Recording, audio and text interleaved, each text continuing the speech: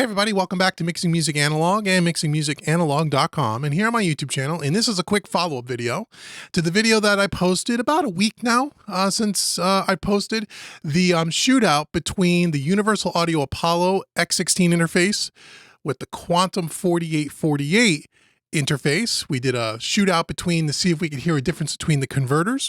Lot of comments, lot of great dialogue. I want to thank everyone so much for watching the video, listening and putting your thoughts in the comments. Really cool. Everyone's been really great and great feedback and great suggestions and sharing some of your experiences, which is awesome. Again, this is an education channel. We're all trying to learn from each other. And a couple of questions came up in the comments and a couple of points, and I just wanted to follow up on some of those things I'm seeing over and over again and tell you how we're going to proceed from here. So if you have not seen the video yet, click the link in the description box and go watch the video. The video is about 25 minutes long. It's a little on the longer side, I know. If you're not patient enough to sit through a 25-minute video to get some great information, then this is probably not the channel for you anyway. But for most of you that have seen it have really liked it. And so if you have not seen the video, click the link in the description box. Now, couple of things. Haven't told you which one is which, mix one, mix two, which one was the Apollo, which one is the Quantum. And spoiler alert, I'm not going to tell you in this video either. I am eventually going to tell you. We're going to, but this is a process because I want us to all learn and try to get the most out of this test as humanly possible, right? So it can help people for now and in the future. First thing, a lot of you have said they'd like to see a null test. They want to see some more analytical stuff to see what the differences are. The good news is my good buddy Dave, my partner in crime, he is actually doing that test. As I sit here, he is recording the video. He does not know which one is which. He asked me not to tell him. I did not share with him which one was the Apollo and which one's the Quantum. He said he's found some really interesting results when he puts stuff on a scope and he's analyzing things, and he's going to do a video, and I'm going to post that video as soon as it's done. Probably be done in another couple of days, where he's going to show the differences without knowing himself what the differences are. So you'll have a little bit more of the geek out that some of you want, as far as you want to see all the little technical stuff and you want to jump down into the weeds. Dave is really good at that stuff. I'm good at it, but he's probably better at it than I am. I'm more of, hey, does it sound good or doesn't it sound good? Does it sound different or doesn't it sound different? I personally don't care what the scope says, but I know a lot of you guys do. And I think it's cool and it's great information. So that video is coming. And again, he does not know which one is which. Okay, I'm the only one that knows which one is which mixes from which interface. That's the first point. The second point is, again, it's really cool. It's really shocking, I guess, and amazing reading through all the comments that we got everything from people cannot hear a difference at all the way through people hear such a remarkable difference. They claim they could hear it instantly. There was even a couple of folks that said that listening to it on their smartphone through the little dopey speaker at the bottom of the phone that they could hear a difference. I don't know how anyone can hear a difference like that. If your ears are that tuned in, and if you think there's that much of a difference between these two interfaces from the converter side, then whatever you do for a living, you should quit your job and get a job where your ears are going to help you make a living, because you got better hearing than most of us. Certainly better hearing than me.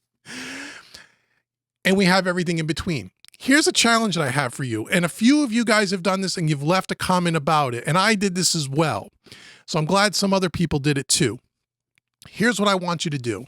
Regardless of where you fall, what you believe is regardless of what you think right now as you're watching this video, which one is for which interface, here's what I want you to do.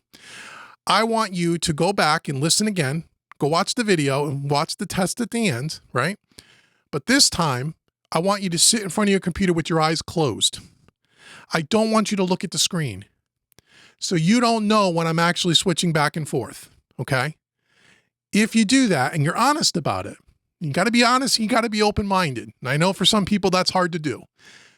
Can you hear when I'm switching back and forth? Because the few people that posted in the comments that when they did that, they couldn't hear a difference. I'm going to give you my honest assessment.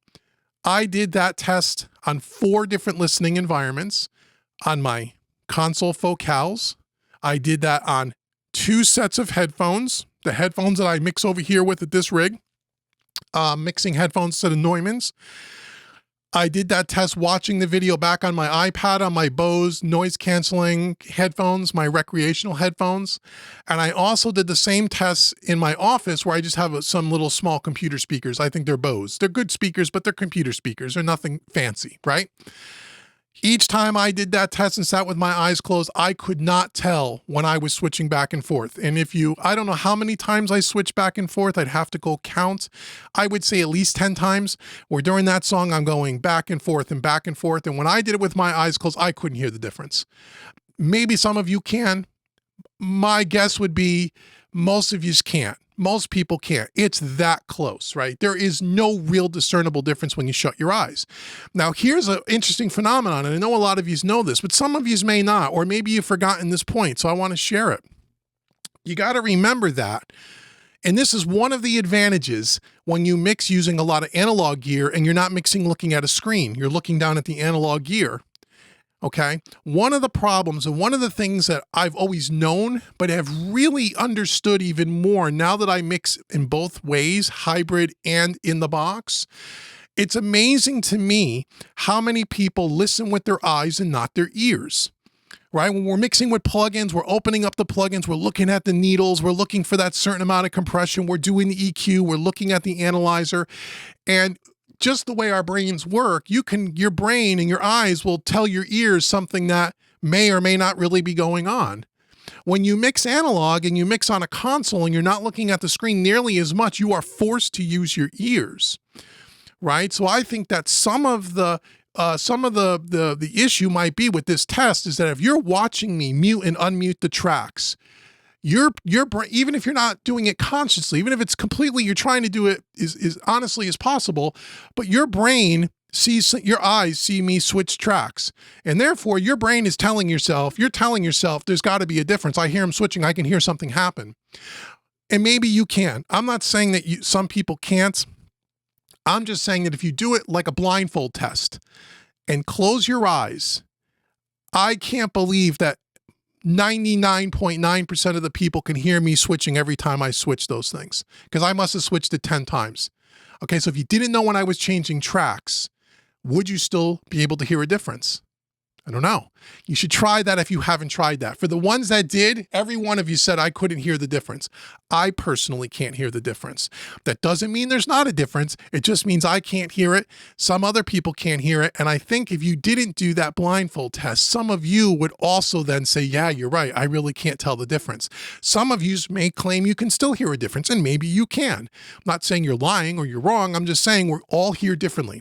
Everyone has a different set of ears. Everyone listens differently and hears differently. And that's totally cool. We're all unique people.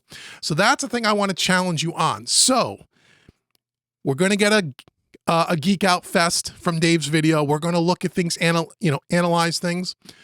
But before you even watch that video, and that's why that video won't get posted for several more days, because I want people to go through the process, do the blindfold test. Can you hear a difference?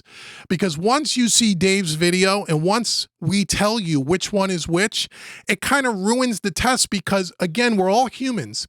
We're going to think, oh, God, the Apollo, it's more expensive. It's got to sound different. It's got to sound better. It's got to. It's 5 times the cost, right? And so if you knew which one was which, you are at an unfair advantage to be unbiased. Not that you're doing it on purpose, right? Okay, so let's get the most out of this experiment as we can. Let's really understand, is there really a sound difference? Now, again, they're 2 totally different pieces of gear with 2 totally different pieces of componentry. When audio runs through those things, you would expect that something might sound a little different. It's a different unit, right? Even if it was the exact same unit, they could be different if there were 2 different ones. That's the way analog circuitry works, right? So, and more on that when Dave gets, I don't want to steal Dave's thunder. He's got some thoughts about the desk and the console and stuff. And so I'm going to let him give his thoughts. And I haven't seen his video yet. We haven't even really talked about it except over email. So that's what I want to challenge you with. Go do the blindfold test and then leave a comment below. Has your mind changed, or are you certain that you can hear a difference every time I change those tracks? Maybe you can. I couldn't. And a lot of you couldn't as well. And I think some of your minds might change.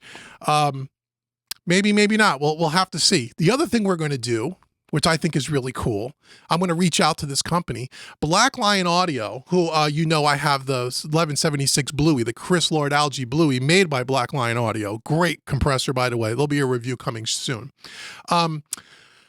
They also, before they started building their own gear, their whole claim to fame was they hot rod gear, and they do lots of upgrades to converters and audio interfaces and such, and they have an upgrade kit for the Quantum line. And I'm going to reach out to them because if I do end up with a second 4848 at one point, I would like to have Black Lion Audio upgrade that for me, put their hot rodded components in. It's about a $500 charge. I'm going to see if we can work together to see if we could kind of, maybe they can help co-sponsor that test. And I want to compare their hot rodded Quantum 4848 to one that's right off the shelf. Wouldn't that be an interesting test? Is there really a difference when you hot rod something? Maybe, maybe not. Maybe there is. Maybe their modification packages are awesome. I know the people that have done them and have reviews on them say glowing things about them. They say it's awesome what Black Lion Audio does, and they say it makes a big difference. Does it really make a difference? I don't know. Will my ears hear the difference? Will your ears hear the difference?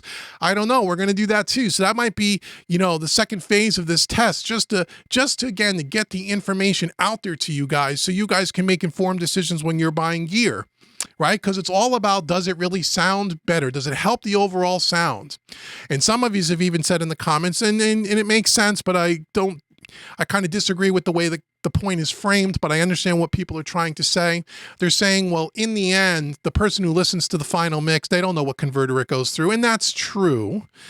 That's true. But you don't want to frame it in a way and say, well, the quality of the gear doesn't matter because anyone listening to it on a streaming platform through an iPhone or an Android phone isn't going to hear the difference anyway. That's true, but I think that's going a little too far because if that was the case, if we said that the gear doesn't matter at all, then why not record everything on a $49 interface with a Radio Shack microphone? Why have studios and good high quality gear if it really doesn't matter? It does matter. Gear matters to a degree. Well, another topic we'll talk about. So I'm already going on way too long, and I know some of you guys don't like that. Go do the blindfold test, come back and leave a comment in this video and let me know if your mind has changed, okay? Stay tuned. And again, if you're not subscribed to the channel, make sure you subscribe. Stay tuned for when Dave's video comes with all the geeky stuff. And then we're going to do a follow-up video after that where we're going to reveal which mix was mixed. And maybe we'll even do a live stream because there's been so many great conversations in the comments below already. Maybe Dave and I will do a live stream and we'll talk about this topic in the end and we'll get everybody talking and sharing ideas and sharing information because that's what this channel is all about. It's all about education, being unbiased, not supporting a company for the sake of supporting them, but really trying to learn and understand some of these different things. I think it's interesting stuff. So anyway, like, share, subscribe. Thanks so much for your time, and I'll see you in the next video.